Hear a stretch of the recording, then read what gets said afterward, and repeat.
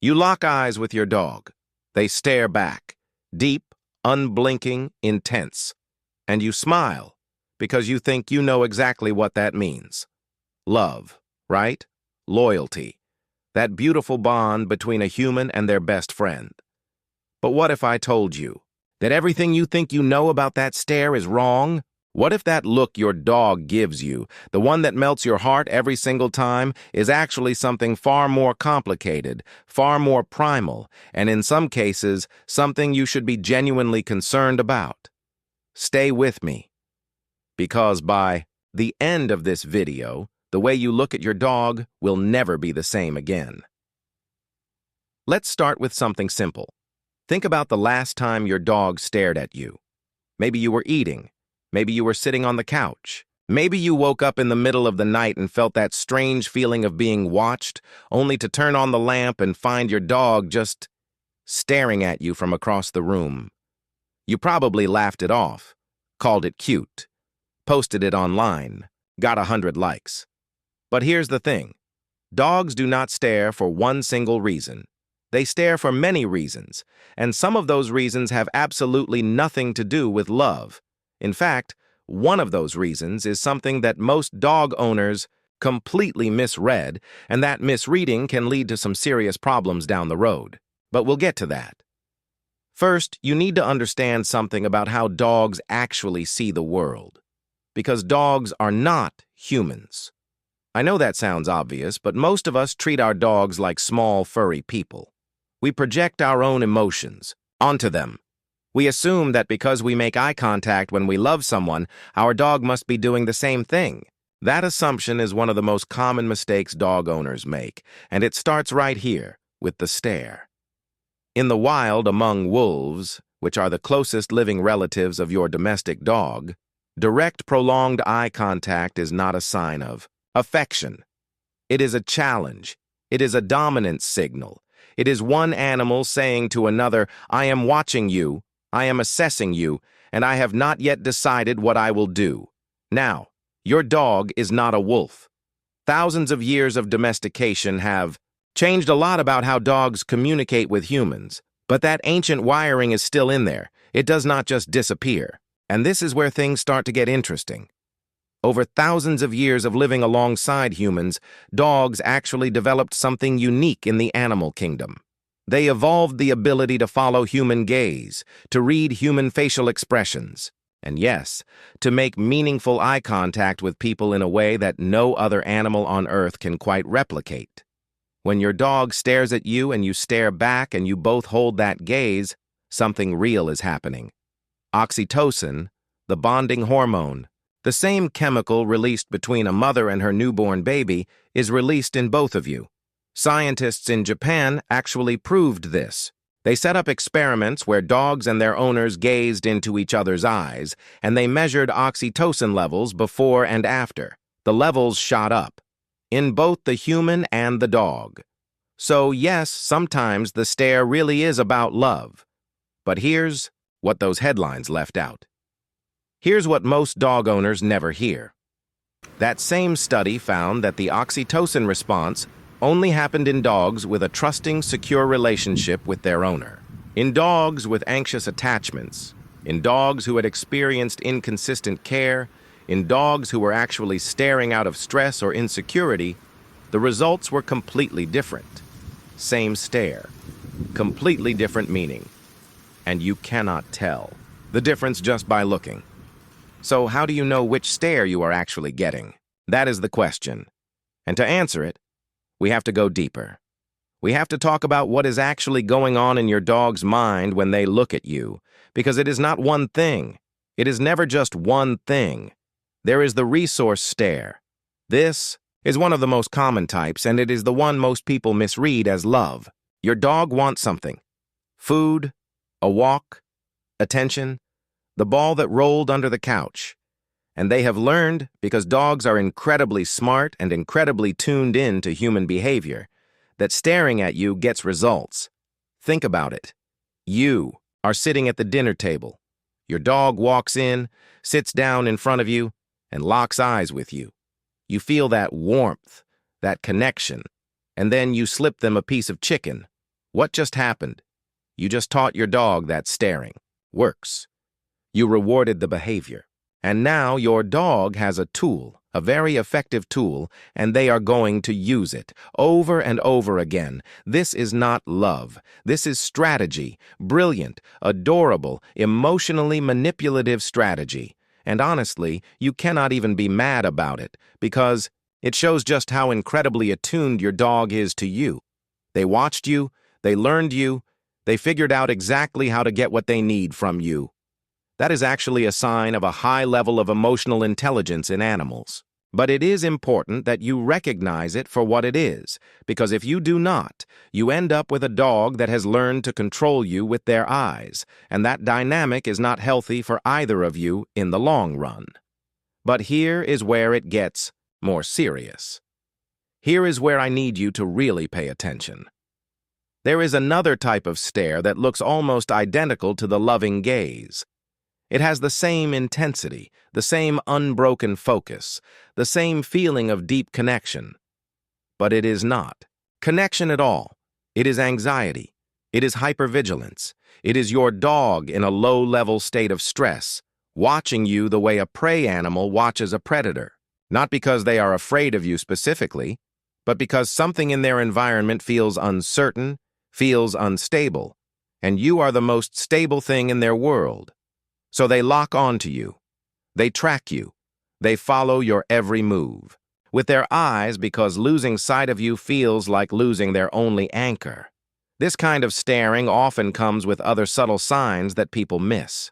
A slightly lowered body posture. Ears that are not quite relaxed. A tail that wags low and slow instead of high and loose. The dog might yawn frequently or there is also a third type of stare that is even less talked about, and this one is the one that should make you genuinely pay attention. This is what trainers and behaviorists call the hard stare.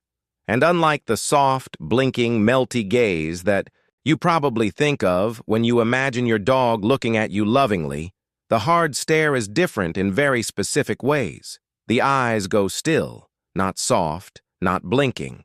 Still, the body goes rigid, the mouth closes, the breathing slows. And there is a quality to it that is difficult to describe but very easy to feel. It feels like pressure, like the air in the room just changed. The hard stare is a warning. It is your dog's way of saying, I am uncomfortable, I am at my limit, back off. It is the last communication before a growl, and the growl is the last communication before a bite. Most of the dogs that bite do so after giving multiple warning signals that the humans around them either did not see or did not take seriously. And the hard stare is one of the most important of those signals. Now, a lot of dogs give hard stares over resources. Food bowls, toys, a favorite spot on the couch. You go to move their bowl while they are eating, and they go still and they look up at you with that frozen gaze, and you think they are just being focused on their food. But that is not what is happening. They are telling you to stop. And if you are not reading that signal, if you keep reaching for the bowl or the toy or leaning over them in that moment, you are setting up a situation that can end very badly. Not because your dog is aggressive, not because your dog is bad, but because you are not speaking their language and they have run out of ways to make themselves understood. This is not meant to scare you. I promise. Because here is the thing, and this is important. Once you learn to see these signals, once you learn the difference between a soft gaze and a hard stare, between an anxious tracker and a resource guarder, you are not just a better dog owner. You become your dog's actual translator. You become the person who finally understands what they have been trying to say. And that shift changes everything. So let's talk about what you can actually do with all of this, because information without action is just interesting trivia, and your dog deserves more than that. If you think your dog is staring out of anxiety, the first thing to do is stop reinforcing the anxiety without realizing it. A lot of people, when they notice their dog watching them nervously, respond by going over to the dog and giving them lots of reassurance. Petting them, talking to them, in a soothing voice, picking them up. And I understand the impulse completely. You love your dog, and you want them to feel safe. But what you are actually communicating in that moment is that there is something to be worried about. In the dog's mind, your anxious energy confirms that they were right to be anxious. You validated the fear.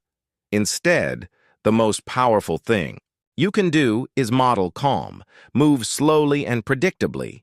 Do not make a big deal out of comings and goings. Create routines because routines reduce uncertainty, and uncertainty is the engine of anxiety. When your dog knows what is coming next, when life feels predictable and safe, the hypervigilant staring starts to fade on its own.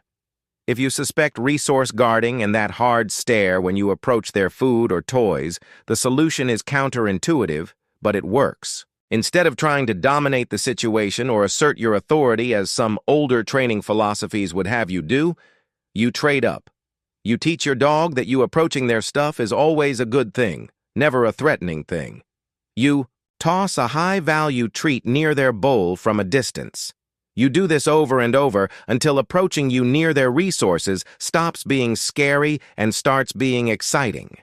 You change the emotional association. You are not rewarding bad behavior. You are addressing the fear underneath the behavior, and that is where the real change happens. If your dog stares at you because they want something, because they have learned that the stare works, the solution there is also counterintuitive. You stop rewarding it, you look away, you wait for a different behavior, a sit, a down, a quiet moment of relaxation, and then you give them what they want. You are not being cold. You are being clear. You are teaching them a better language. And dogs, honestly, love having a clear language. They love knowing exactly what to do to get what they need. It reduces their stress, it increases their confidence, and it makes your relationship cleaner and more honest. But here is the piece that ties all of this together. Here is the thing I really want you to walk away with today. Your dog is always communicating. Always. Every single moment of every single day, your dog is giving you information about how they feel, what they need, what they are experiencing. The stare is just one channel in a constant broadcast that most of us are only half tuned into. And it is not your fault. Nobody teaches you this.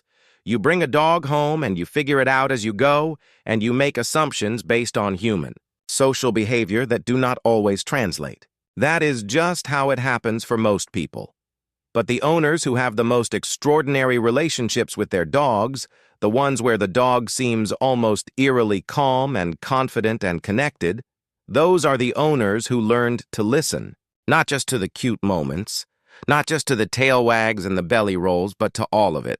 The subtle things, the hard stares, the lip licks, the way their dog positions their body in a room. They learned the full language, and once you learn it, you cannot unlearn it. You start seeing your dog in a completely different way. That stare, from across the room at 2 in the morning, is no longer just funny or cute. It is a sentence in a language you are starting to understand. Maybe it is saying, "I heard something outside and I need you to know." Maybe it is saying, "I had a dream and I needed to see you were still there." Maybe it is saying, "I have something I need from you and I trust you enough to ask." Every stare has a meaning. And now you have the beginning of a framework to figure out. Which meaning is which?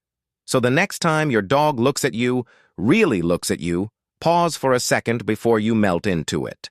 Check the body. Is it soft or rigid? Check the eyes. Are they blinking or locked? Check the context. What was happening right before? What might they want or need or feel? Ask yourself what they are trying to say, because they are absolutely trying to say something. And when you figure it out, when you get that moment of real understanding between you and your dog, that thing that humans have been chasing for thousands of years of sharing their lives with these animals, that is real. That is not a stare you have to be afraid of or confused by. That is the whole point of all of this. That is the bond. If this opened your eyes to something you did not know before, do me a favor and share it with another dog owner. Because most people are walking around half blind to what their dog is telling them, and a little knowledge goes a long way. Subscribe if you want more videos like this one, because we are just getting started.